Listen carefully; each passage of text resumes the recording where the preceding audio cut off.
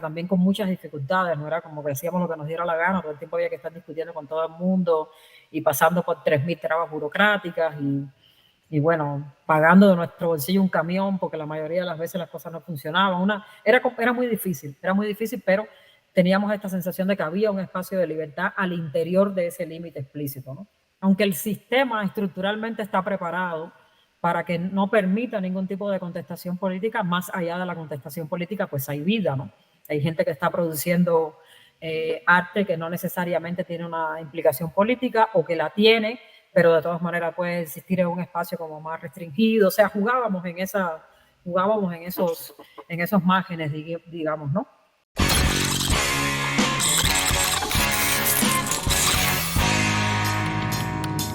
El policía de la cultura es un cabrón de la dictadura y él trabaja de sol a sol, es un obrero de la censura. Estos grupos que yo estoy como estudiando o investigando, casi todos son del 98. Entonces no sé si en esa época ya tú estabas lidiando con todo eso. Yo estaba tratando de acordarme justamente en qué año yo entré a la Asociación Hermanos Ahí. Yo creo que fue 99 o 2000. Y lo primero que yo recuerdo de cuando yo entré a la Asociación Hermanos Ahí, que en ese momento era la Dirección Nacional, y en ese momento estaba por la Embajada de España, del otro lado, ¿no? Estaba ahí cerca del malecón, todavía estaba ahí. O sea, yo viví cuando se mudaron luego la Dirección Nacional para el Pabellón Cuba. Y yo lo que recuerdo el primer suceso, digamos, que recuerdo cuando entré ahí era que se estaba organizando el Festival de Rap, cuando todavía los festivales de rap se hacían únicamente en Alamar, porque no sé si recuerdas que luego se tuvo una sede grandísima, ¿cómo se llama este lugar? En el anfiteatro. Sí, en el anfiteatro Alamar, pero luego en este que está en Marianao, donde se hacen los conciertos grandes, donde hizo Habana Abierta el concierto cuando regresó. ¿Cómo se llama ese lugar? La Tropical. La Tropical, sí. La Tropical, ajá. Entonces, en ese momento, que quizás es del 99 o el festival del 2000, la verdad no recuerdo exactamente, pero uno de esos 3 años, fue 99, 2000, 2001, por ahí. Y a mí nunca se me olvida que de las primeras cosas que hice así, entrando en la asociación, la primera semana, fue estar en una reunión con los raperos que eran del comité organizador de ese festival. Y bueno, yo no tenía como ni mucha idea de lo que estaba pasando ahí, ni nada, ni conocía el movimiento tampoco, ni nada, ¿no? Y la verdad, el único recuerdo que tengo es que yo así, por supuesto, muy tímida, ¿no? No conocía, se me ocurre comentar algo y cuando yo voy a comentarlo, que no me acuerdo ni qué era el contenido, ¿no? Pero era dando una idea como de organización o algo, no era nada relevante tampoco. Y estaba Palomino, no recuerdo el nombre de Palomino, pero tú lo ubicarás, ¿no? Que yo le dije, no, yo con el perdón de que estoy aquí también recién llegando y que no conozco mucho, pero bueno, quería dar esta idea y que Palomino me dice, no, tú no tienes que pedir disculpas ni nada por el estilo, pues dilo, ¿no? Como me dice, como tú tienes la posición para decirlo, ¿no? Y a mí aquello nunca se me olvidó porque, bueno, evidentemente era después, muchos meses después, ya cuando empecé a entender cómo funcionaba la cosa, pues dije, bueno, claro, Palomino estaba como un poco usándome a mí y ni siquiera usándome en el sentido de manipulándome, ¿no? Sino aprovechando esa oportunidad para decir, bueno, la Asociación Hermanos Ahí sí tiene una capacidad y tiene una posición protagónica, digamos, en esto, ¿no? Y ese es como mi primer recuerdo, digamos, ¿no? Entonces, lo primero que yo conocí cuando entré realmente fue a nivel organizativo, pues el movimiento de rap, ¿no? Y directamente, específicamente, los festivales anuales de Alamar, ¿no? Que en ese momento ya habían pasado a manos de la asociación, ¿no? Porque ese es otro, o sea, esos son festivales, conocemos esa historia, ¿no? Son festivales que empezaron como una cosa local, con una dirección de los propios artistas en Alamar, y luego hubo como una captación o cooptación de la Asociación Hermanos Ahí en la organización de esos festivales, ¿no? Entonces yo llegué después que ese proceso había ocurrido cuando ya era la asociación que organizaba eso. Y más o menos, ¿cuál tú crees que era la idea de esa asociación?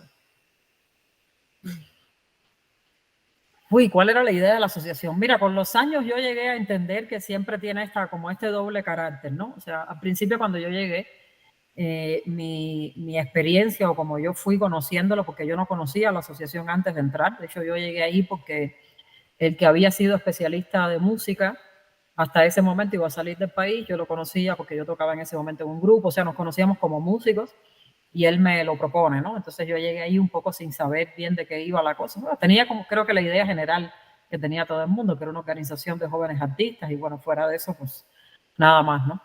Y cuando yo llegué ahí, lo que yo, o sea, mi experiencia, lo que me iba diciendo en los primeros momentos, sobre todo los primeros años, justo ahí en la Dirección Nacional, porque después yo pasé a trabajar en La Madriguera y fue una cosa completamente diferente. Pero yo siempre lo concebí como un espacio intermedio, digamos, ¿no? Como un espacio en el cual podían existir cosas como el rap o el tatuaje o la música electrónica y que era como una organización que apoyaba eso, ¿no? O sea, yo entré y trabajé durante mucho tiempo en una lógica de que eso que la asociación decía era su misión, era lo que realmente ocurría, ¿no? Y siempre con una cuota que hay que pagar siempre por vivir en Cuba, ¿no? Que era la cuota de que también hay que organizar actividades de reafirmación revolucionaria, convocar artistas para actos políticos, pero no tanto en el entendido de que esa era la misión de la asociación, sino de que como una organización que trabajaba en la cultura le corresponde eso, ¿no? Como un poco como a todas las organizaciones en Cuba les corresponde eso, ¿no? Como esa cuota de fidelidad, digamos, ¿no? Y de reafirmación, de participación en estos rituales de reafirmación revolucionaria. Y luego con el tiempo, con los años, y de hecho muchos años después, y ya también involucrándome no solo en el trabajo de la asociación, sino conociendo lo que mucha gente estaba haciendo de la asociación sin pertenecer a la asociación. Porque claro, la asociación Hermanos Ahí era como este espacio que mucha gente utilizaba porque necesitaba, por ejemplo, determinados permisos, pero no porque tuviera realmente una afiliación con el trabajo de la asociación, sino porque era el mecanismo que existía para lograr determinadas cosas, ¿no? Entonces también en la relación con grupos de ese tipo, yo fui entendiendo un poco otra cosa que llegué a comprender luego, y que es que la Asociación Hermanos Ahí es una organización que se crea en un momento también en que, digamos, como el movimiento cultural, contracultural, diría yo, en Cuba en los años 80 se está yendo de las manos, ¿no? O sea, a finales de los años 80, en todo este ambiente de, bueno, de perestroika y de caída del campo socialista, realmente todo ese proceso tan intenso que a Cuba nos llegó a media, pero nos llegó. Hay una efervescencia también en el campo de la cultura cubana, ¿no? Entonces, como que se está yendo eso de las manos y hay necesidad de contener eso.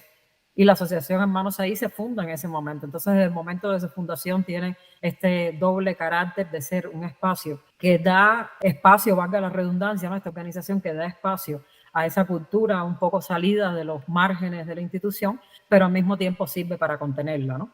O sea, para empezar a utilizar como determinados mecanismos para que esa cosa contracultural, que por supuesto, por su propia naturaleza también es contestataria en lo ideológico, se pueda contener, ¿no? A veces con mecanismos tan concretos como la organización que te da una carta con un permiso para firmar en determinado lugar y por supuesto determina si tú efectivamente firmas o no firmas en determinado lugar, ¿no? Y estamos hablando en los años 90, donde todavía no existía la capacidad efectiva de los creadores de trabajar por su propia cuenta, en que sí realmente tenían una dependencia del sistema institucional, porque luego en los años 2000, pues ya los cineastas, fuera de un permiso para una locación, pues podían trabajar por su propia cuenta, ¿no? Podían firmar por su propia cuenta, editar en sus computadoras, los músicos también, empezaron a aparecer estudios, digamos, pero al principio sí era, yo creo que sí era muy marcado, que era una especie de una organización que se convierte como en un puente entre lo institucional y el trabajo independiente, y por tanto tiene esa doble función, ¿no? Como al mismo tiempo de permitir determinadas cosas, pues también contener ese proceso. Y bueno, eso es algo que a mí me quedó muy claro en cuanto a la naturaleza, digamos, de la organización, pero al mismo tiempo, mientras yo trabajaba ahí adentro, eso se traducía en hacer un esfuerzo porque gente que era un poquito más contestataria, siempre como dentro de ciertos límites que en Cuba son, o sea, parecen muy borrosos hasta que los tocas, ¿no? Cuando los tocas ya se vuelven muy claros. Pero digamos, como mientras en ese espacio donde los límites son borrosos, pues también era una posibilidad de ayudar concretamente a determinada gente e impulsar determinados proyectos, ¿no? También recuerdo que facilitaban la salida. Daban el permiso antes del 2013, daban un permiso o un pasaporte Esa era oficial importantísima. o tramitaban eso, claro. Esa era importantísima. De hecho, había mucha gente en la asociación que estaban en la asociación porque eventualmente podía ayudar a la asociación a salir, ¿no? Sí, como en la UNIAC. Exacto, de hecho en el campo de la cultura, la Asociación Hermanos Ahí y la UNIAC, ¿no? Uh-huh. sea, ¿cuál es la diferencia más marcada entre estas dos, entre la UNIAC y la HS? Pues yo la UNIAC nunca estuve, no la conozco mucho de adentro, pero creo que la primera es el carácter de lo que hacen, ¿no? Esa no es tan relevante, digamos, cuando uno piensa en términos de objetivo político de existencia de la organización, pero creo que es importante a la hora de la gente que militaba ahí adentro, ¿no? Que pertenecen a la asociación. Y es que la asociación Hermanos Ahí siempre tenía como esta tendencia a beneficiar cosas que otros espacios no aceptaban, incluso la UNIAC, ¿no? Entonces, en términos de música, por ejemplo, los raperos, los rockeros, la gente que hacía música electrónica, los DJs, en las artes plásticas, pues los tatuadores, en la música, los trovadores, ¿no? Que aunque a uno le puede parecer que efectivamente están muy alineados con la política cultural, ideológica del gobierno cubano, pues en la práctica no era como que las disqueras grabaran discos con ellos, entonces había como una cosa ahí también de protegerlos, ¿no? Una cosa entre protección estatal y encontrar un espacio para esa gente que comercialmente no iban a tener un espacio, ¿no? Y creo que la UNIAC es un poco más formal, también la UNIAC, por supuesto, la HS es hasta los 35 años, creo que sigue siendo así, entonces tiene esta cosa que es de artistas jóvenes, y la UNIAC pues tendencialmente tiene personas mayores de 35, 40, y eso implica que tienen una obra, que ya están de alguna manera ubicados dentro de los espacios institucionales, y en la HS, por ejemplo, no era necesario pertenecer a una institución, ¿no? Creo que hay como una cosa aquí que es interesante también, que es, y a lo mejor me adelanto con esto a la respuesta, pero yo creo que es importante, ¿no? O sea, al mismo tiempo que hay como un carácter específico del arte que la asociación promovía, acogía y protegía, que era, digamos, sobre todo contestatario más en términos estéticos que políticos, aunque también, digo no necesariamente políticos, porque la HS en este carácter de ser como, de poner una contención a la contestación política, pues obviamente sí, podía perfectamente aceptar algo que fuera estéticamente muy rompedor, pero no necesariamente políticamente muy rompedor, ¿no? Pero digamos, contiene, o por lo menos trataba de proteger un sector que era más experimental, que era más alternativo, y obviamente ese es un sector que al mismo tiempo, justo por eso, no tenía un espacio en otras instituciones, ¿no? Por ejemplo, los músicos no necesariamente pertenecen al Instituto de la Música, los artistas plásticos no necesariamente están en el registro del creador, o sea, todas las otras instituciones para atender estos sectores del arte, muchos artistas de la Asociación Hermanos Ahí pues no pertenecían ahí, ¿no? Entonces funcionaba un poco también como una institucionalidad paralela o un espacio de protección paralelo a las instituciones, ¿no? Y yo creo que eso es muy importante porque efectivamente también permitió, creo que eso hay que decirlo también, o sea, le permitía a mucha gente que no estaban institucionalmente ubicados, pues tener permisos, tener acceso a espacios de exposición, de publicación incluso, de poder grabar un disco, o sea, la asociación era como un mediador en eso, ¿no? Y creo que en ese sentido era muy interesante, pero al mismo tiempo eso podía suceder de esa manera por la característica de la organización del sistema institucional en Cuba, ¿no? Por el hecho de que si tú no estás dentro de una institución, no existes, ¿no? A diferencia de cómo puede pasar en otro país, que tú no tienes que pertenecer a ningún ministerio para coordinar un concierto o rentar un espacio donde dar el concierto, tener una banda, grabar un disco, o sea, depende de otras cosas, ¿no? Y en Cuba no, o sea, en Cuba realmente el espacio institucional es el espacio permitido, literalmente permitido, ¿no? O sea, fuera de la institucionalidad, todo esto que luego se convierte en censura y en represión depende de que estructuralmente hay una institucionalidad de la cultura que era la que hace muy poco, y gracias a la rebelión de los artistas, ¿no? Pero digamos, era la que decía que era aceptado y que era no. O sea, la censura y la represión no existe si no hay un sistema institucional que está encargado de velar por lo que puede producirse o no para el público, ¿no? Entonces el hecho de que la asociación existiera permitía que eso que no estaba dentro de ese sistema institucional pues tuviera un espacio de vida, ¿no? Y eso fue muy útil y creo que es muy bueno, solo que tiene esta limitación de que hay un límite, que es el límite de la contestación política, ¿no? Que era constantemente, por supuesto, puesto en cuestionamiento por la propia obra de los artistas, pero que a nivel institucional estaba muy claro que la HS no puede, digamos, como cruzar ese límite, ¿no? Como organización no existe para cruzar ese límite, existe justamente para contener y para accionar antes de llegar a ese límite, ¿no? Creo que eso también es como importante para entender la naturaleza, digamos, de la asociación, puesto que a la asociación pertenecían siguen perteneciendo, pero bueno, hablo en pasado acá porque hablo un poco de mi experiencia, ¿no? Pues artistas jóvenes, menores de 35 años, que no necesariamente estaban en las instituciones previstas por el sistema institucional de la cultura, ¿no? Había un reglamento, pero ahora mismo ya lo tendría que buscar, pero sí tenían un reglamento Había un ahí. reglamento. No, que no todo era como, no, que estaba escrito, ¿no?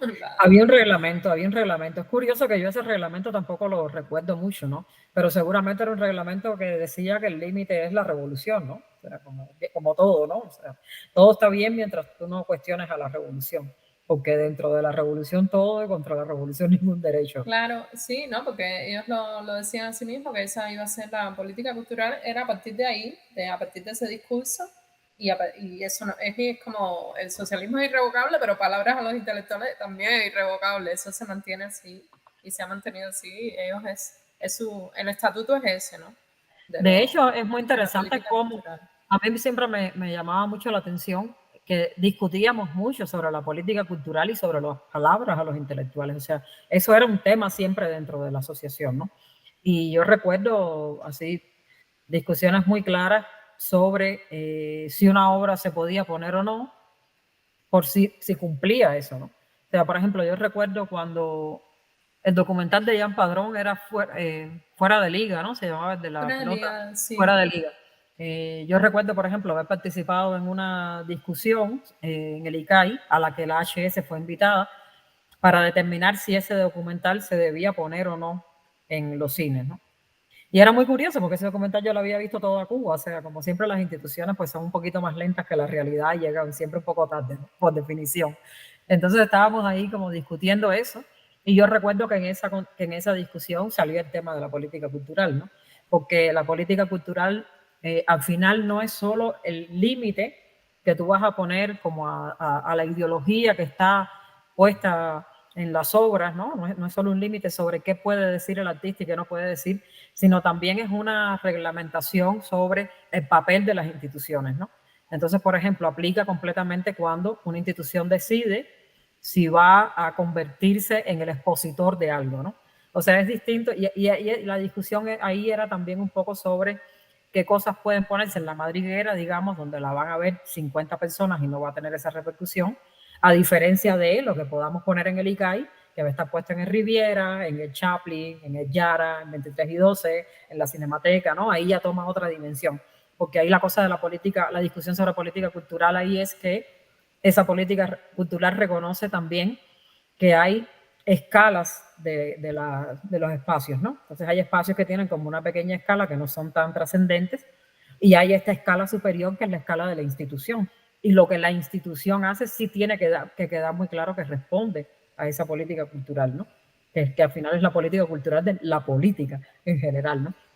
Entonces creo que también eso era interesante porque es algo que siempre surgía en la HS, porque la HS justamente, al ser como un espacio que está por debajo, entonces obviamente pertenecía a la macroestructura de la institucionalidad de la cultura, pero al mismo tiempo era un poco independiente, ¿no? Era técnicamente una ONG, sabemos que esa independencia pues, no es tan independiente, pero digamos, no era el ICAI, no era el Instituto Cubano de la Música, es algo que está como por debajo, y eso permitía como ciertos rejuegos, ¿no? Y esos rejuegos funcionaban muchas veces a partir de la valoración de las escalas, ¿no? Esa es una discusión que yo tuve muchas veces, por ejemplo, ¿no? De hecho, creo que Abel Prieto era un poco el que en esos momentos defendía eso, ¿no? Como que las cosas, que la cosa de censurar también era como qué nivel de impacto iba a tener, ¿no? No es lo mismo poner algo en el Yara que ponerlo en, qué sé yo, en la UNIAC o en la Madriguera o en el Pabellón Cuba, ¿no? Había también toda una discusión sobre eso. Es curioso entonces, porque ahora que tú mencionabas a Ian Padrón, bueno, entonces prácticamente todo el mundo pasaba por los filtros. No eran casos específicos como se puede pensar, no es todo el mundo. Todo el mundo tiene que pasar por el filtro de los sensores. Y tú coincidiste con el que es hoy ministro de Cultura. Sí, sí, sí. Coincidí. Impresiones, Trabajamos mucho tiempo. impresiones sobre el PIB. Primero, yo creo que hay como una tipología, y fíjate, eludo aquí hablar como de la cosa personal, no porque me dé miedo hacerlo, sino porque creo que es importante entender cómo las figuras personales no es que lo que determina su trabajo no es su carisma personal o falta de carisma o su predisposición. Digamos, en el caso de Alpidio tendríamos que pensar en su predisposición a la violencia y al encontronazo, ¿no? Pero yo creo que es importante que más allá de la cosa personal pensemos que hay como una tipología, ¿no? Yo siempre recuerdo que otra persona con la que trabajé, a la que de verdad aquí sí, por respeto, no a su trayectoria completa, pero sí el respeto que siempre me tuvo a mí en mi posición dentro del HS, no menciono, pero que hablaba que había identificado muy claramente cuál era esta tipología, ¿no? Y era el déspota ilustrado, le llamaba el déspota ilustrado. Y a mí eso siempre me pareció una genialidad. O sea, es alguien trabajando desde adentro diciendo, es que son déspotas ilustrados, ¿no?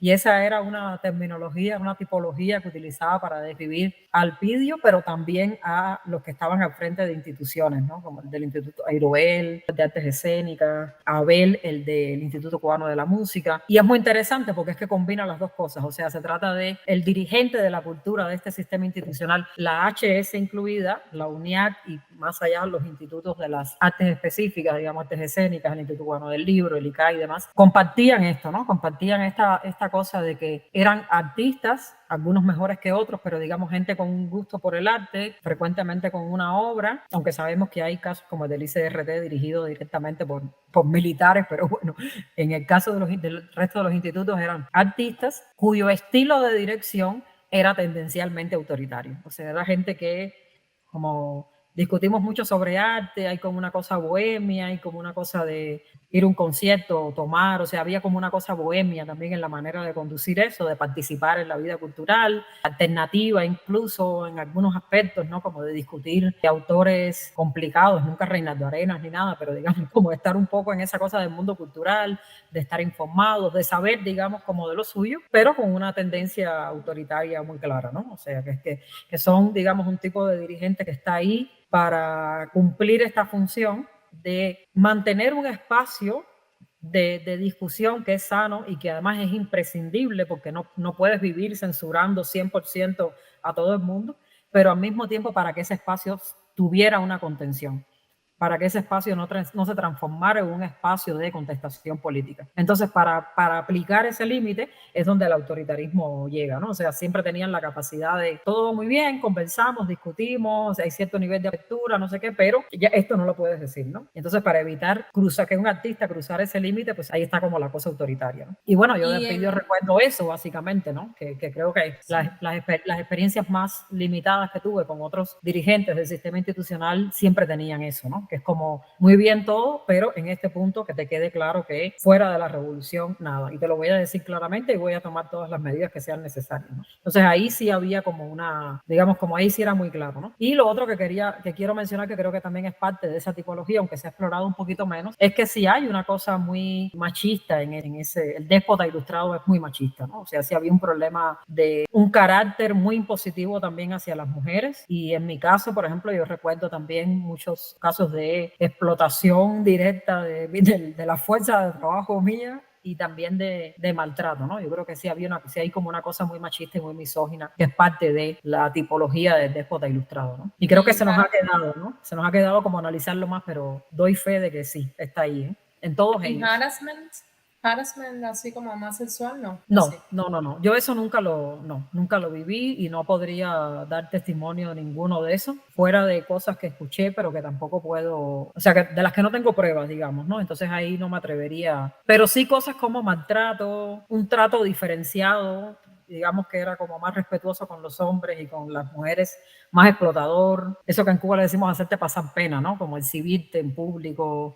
Creo que sí, mucho. Sí, como bullying más bien, ¿no? Que le diríamos bullying ahora. De eso sí, mucho, ¿no? Sí. Y viendo los niveles, porque bueno, al final ahora él es el ministro, pero antes estaba subordinado. Y bueno, ya me has hablado de que la HS estaba completamente subordinado, ¿no?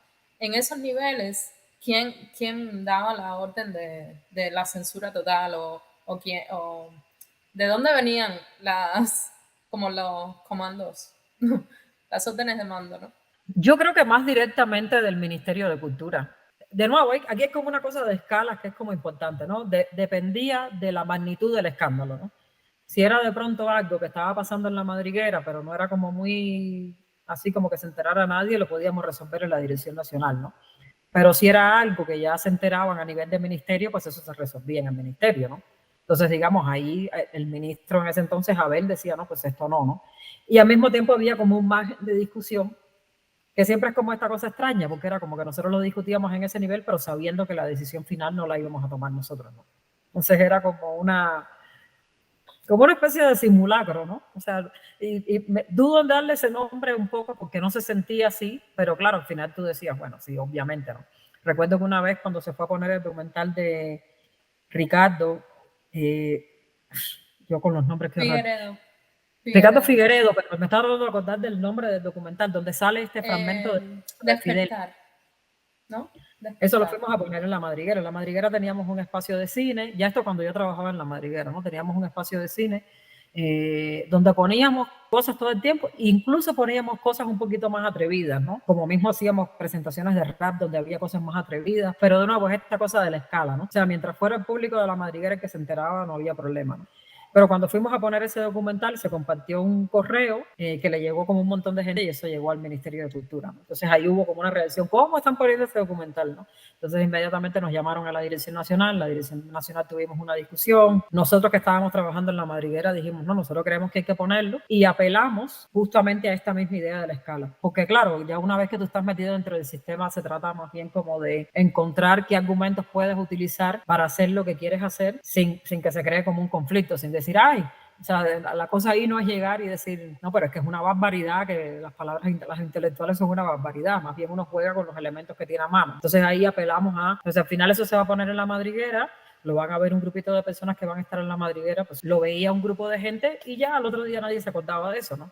En cambio, si lo convertías de pronto en todo un evento de censura, pues tenía más trascendencia y complicaba más las cosas, ¿no? Pero al final es así como ellos operan, ¿no? Ellos son los causantes de los escándalos, esos son los autores, ¿no?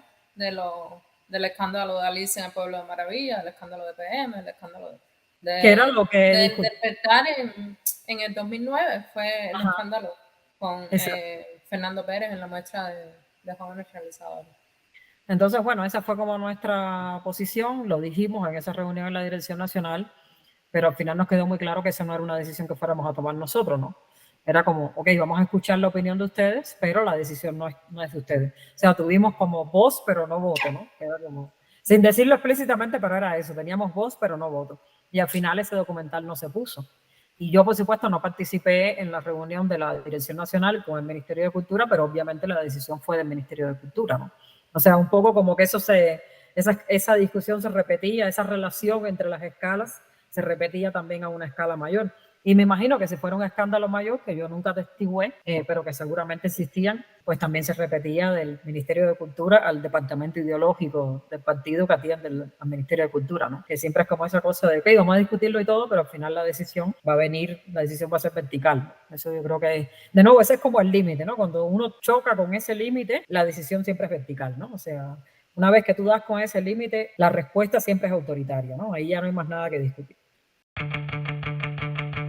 El cingao chivatón Alpidio Alonso no quiere que los pornos toquen más. Alpidio Alonso dice que no está en nada. Y cuando le dicen que quieren invitarnos a tocar, Alpidio Alonso no deja que vayamos a quemar. Alpidio Alonso no es más que un comunista chivatón que se hizo una casa con el dinero de la asociación y escribe unos versos que nadie quiere oírlos porque son muy malos, le va mejor el rol de chivatón. Chivatón es Alpidio comunista chivatón, es Alpidio comunista chivatón, es cingao comunista chivatón. Si algún día él fue poeta y ese día fue escultor,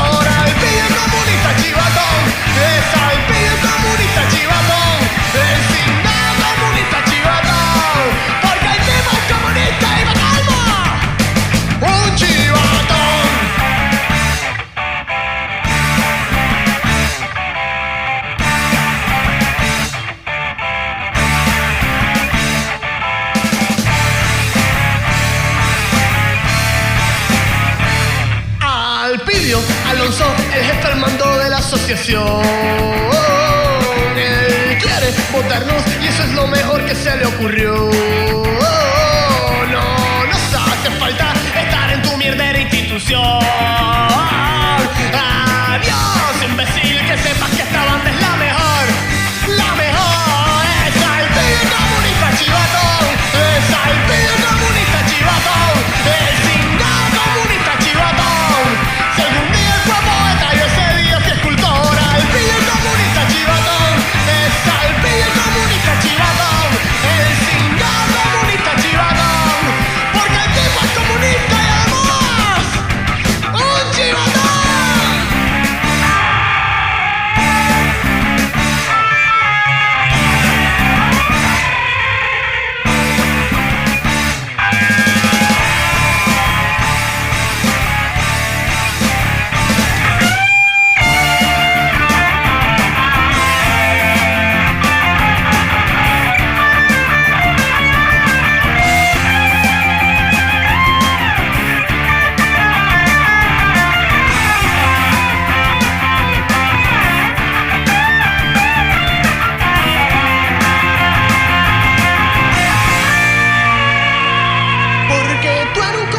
Chivatón, porque tú eres un comunista chivatón, porque tú eres un comunista chivatón, porque tú eres un comunista chivatón, porque tú eres un comunista chivatón, un comunista chivatón, un comunista chivatón, un comunista chivatón,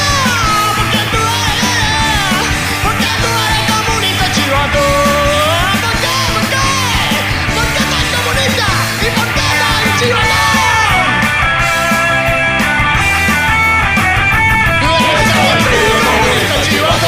Es al pibe comunista chivatón. El cingado comunista chivatón. Porque el tipo es comunista, comunista, comunista y chivatón.